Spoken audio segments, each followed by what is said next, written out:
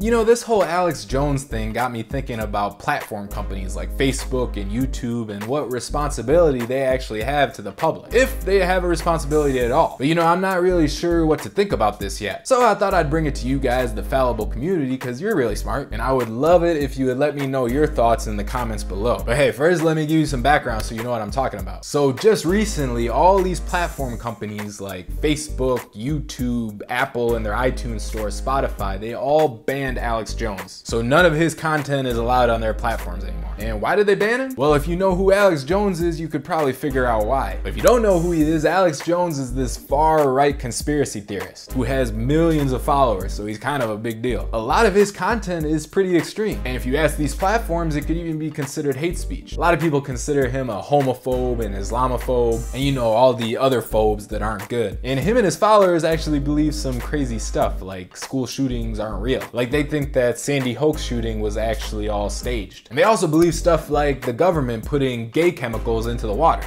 You think I am like shocked by it, so I'm up here bashing it because I don't like gay people? I don't like them putting chemicals in the water that turn the friggin' frogs gay. Do you understand that? Serious crap. I'm sick of being social engineered. It's not funny. Yeah, wow. You know, but I wonder what Alex Jones thinks a gay frog exactly is. Like, instead of being green, is it rainbow colored? Or like, instead of sounding like a normal frog who goes ribbit, does it sound like ribbit? Oh, no, but I'm not trying to stereotype the gay frog community here. I mean, it's 2018, that's not right. And honestly, like gay frog, straight frog, it doesn't really matter because regardless, they all eat at IHOP. But anyway, yeah, Alex Jones is a little crazy, but then again, that's just my opinion. A lot of people love him. So as I said, all these tech companies with their platforms banned him off them. And you know, people have been calling for a full ban for a long time. But instead, what these companies had been doing is just going through the episodes and banning certain ones, but never banning him completely. And they never banned him completely before because they said that they were protecting free speech. Now here's the thing though, as soon as Apple decided to fully ban him, every other company just fell in line right after. Within hours, they all released statements that they were fully banning Alex Jones too. And it's like, really? Were you actually worried about free speech or were you worried about public perception? You were waiting for the big dog Apple to go first so that you could follow suit. These tech companies are just a bunch of sheep, just fold so easily, just real flaccid. But actually, I got respect for Twitter because they came out as the one platform that weren't banning him. They said that Jones didn't violate any of their policies and it's not their job to try and police the truth. That's up to the people and the media to do that among themselves. Twitter is just the platform. You know, and now they're facing huge backlash for it. And I honestly don't know if they were exactly right or wrong in what they did, but I respect them because they had some balls to stand up for what they think. Well, a lot of people wanted to ban Alex Jones because they thought that his conspiracy theories were harmful, which I, you know, agree with because the followers of Alex Jones were harassing the parents of the Sandy Hook kids because they believed it was all fake. But the tech guys made it clear, in particular Facebook, that Alex Jones was banned not because of fake news, but because of harmful hate speech. So their position on fake news is, you know, what is fake? Conspiracy theories, you know, they're likely not true, but people believe them and they could turn out to be true in the future. But hate speech is anything that's just disrespectful against like Muslims or transgenders and basically anything that makes you an abuser. So my question is this whole thing about free speech though. Like, should these tech companies even be worried about free speech on their platform? They're not the government, they're private companies, right? It's their platform, they could say who gets to be on there and who doesn't. It's just like my house. Like if someone comes over and starts talking about how much they love socialism, I kick them out of my house. I tell them, please just leave this house because it was made through capitalism. This food you're eating, that's made through capitalism too. Oh, and by the way, before you leave, you should probably take off all those clothes because you probably bought that at a store, didn't you?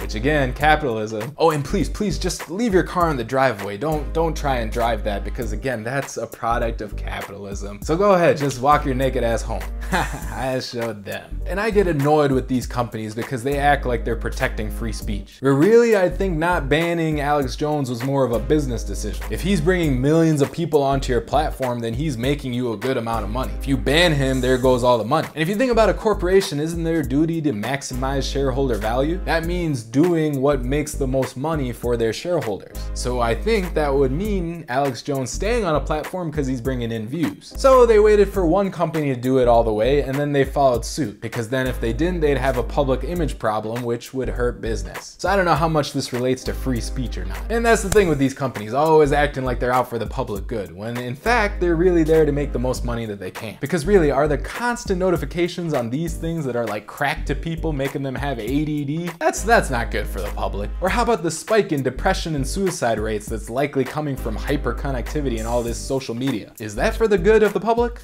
No. So if these tech companies are banning people, then they're also the judges of what qualifies as hate speech. But they'll tend to ban someone and not give actual examples of what they considered was hate speech from that person. So it's kind of hard to know what exactly is hate speech. Like if you call a transgender person mentally ill, is that hate speech? Now I don't believe that, but if someone else does and they say it, I don't know where that falls. And on the other side, you got a group of people that look at publishers like Vox, BuzzFeed, and Huffington Post. And in their viewpoint, they think that these publishers are spewing hate speech against whites, because they think that in a ton of their articles they're always talking about how whites are evil and they use strong language. So why aren't they getting banned off the platforms? And you know, I've seen these companies perpetuate white guilt, which is something I love taking advantage of. Whenever I see a line of white people, I just cut in front. And then if someone says something, I'm just like, wow, after all you've done, you can't even give me a little affirmative action? And you know, and then they're like, oh sir, I'm so sorry, here's some money. So there's some benefits in 2018, huh? So another thing about these companies being the judges of hate speech though, is that you don't know where the line actually is. So today Alex Jones has crossed the line, which yeah, that makes sense to me, but what if tomorrow it's like Joe Rogan or Jordan Peterson? They talk about sensitive topics that could one day be considered hate speech, I don't know. Would they eventually get banned? And there's another issue that people have with these companies in control is that certain groups of people don't get their views heard. So one example is conservatives. They feel that on all these platforms, the algorithm actually works against them to hide their stuff so that more people don't see it. And you know, there's no actual proof of this, but if it was true, would I be that surprised? No. I mean, look at this guy. Do you trust him? Look at his face. It definitely looks like he's hiding something. And honestly, judging by his face, it looks like he decided to hide that something in his ass for some reason. You got it, Zuck. Keep clenching. So I personally lean towards the platforms being able to do what they want. They could ban whoever they want for however long they want, because it is a private company, right? The problem though is how big and powerful they are now. Like the internet isn't a free space anymore, it's centralized. All the pathways go through a few big players. So a great example is the duopoly between Facebook and Google. They set certain rules that you need to follow. And if you don't play by those rules, then you're screwed, because no one's gonna see your stuff. Because how do people see stuff? Either they type it in to search it on Google, or they find it on social media like Facebook or Instagram. So they got all of us who create content online and just businesses in general having to agree with them. Like, okay, thank you, sir. Yeah, thank you. We can't do much against them because our businesses are screwed if we do. So if that's the reality and they're controlling so much of the internet, then should the government step in? If the government did step in and regulate them, then it might be more of a conversation about free speech, because the government has evolved at that point. But like I said in my previous video about FANG stocks, the government is not going to step in and try and regulate now. Not in the middle of a bull market where everything is going well. No one wants to mess up the money. But in a bear market, when the recession hits, that's where we might see it happen. And then it'll be a whole different discussion. So what do you guys think? Like, I'm not really sure what the responsibility of these tech companies should be. Can they do whatever they want because they're private? Should they be able to ban whoever they want? Do they need to uphold free speech? Should the government step in? Let me know what you think in the comments, because I really want to discuss it. And if you haven't already, make sure you subscribe to this channel and hit that bell for notifications of new videos. We publish about 3 a week, all business and market related. So subscribe, and I'll see you in the next video. Stay fallible out there. Bye.